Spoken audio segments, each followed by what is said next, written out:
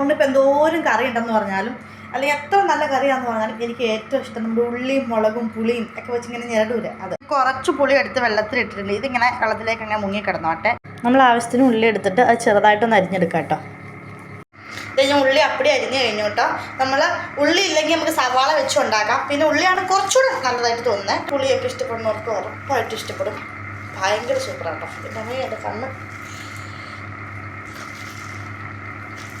എനിക്ക് എന്തോരം കറി ഉണ്ടായാലും കണ്ണ് തുറക്കാൻ പറ്റില്ല. എന്തോരം കറി ഉണ്ടായാലും എനിക്ക് ഒരു സാധനം ഉണ്ടെങ്കിൽ സന്തോഷം. ഞാനും അത്താച്ചൊരു കുഞ്ഞിച്ചി എല്ലാവർക്കും ഇഷ്ടമാണ്. പുളി ആ വെള്ളത്തിലിട്ട് നല്ലപോലെ ഞെരടി അതിൻ്റെ ഞെരടി നല്ലപോലെ ആക്കുമ്പോൾ അത് കുറുകുറാന്നാവും. അപ്പോൾ അതിൻ്റെ പിശിര് കളഞ്ഞാൽ വെള്ളം മാത്രം എടുക്കുക കേട്ടോ. നമ്മൾ എടുത്ത് വെച്ചേക്കണം പുളിയിലേക്ക് നമ്മൾ ഞെരടി വെച്ചിട്ടുള്ളൂ ഉള്ളി ഇടുക. ഒത്തിരി വെള്ളത്തിലേക്ക് പുളി ഇടണ്ട, ഒത്തിരി വെള്ളമൊന്നും വേണ്ട. എനിക്ക് ഇച്ചിരി പുളി ഇഷ്ടം, ആ പുളി മുളകൊക്കെ എനിക്ക് ഇഷ്ടമാണ്. ഞാൻ പുളി മുളക് ഇച്ചിരി കൂടുതൽ ഇടുന്നുണ്ട്. പിന്നെ ആവശ്യത്തിനുള്ള മുളക് പൊടി, ആവശ്യത്തിനുള്ള ഉപ്പും കൂടി ഇട്ടു.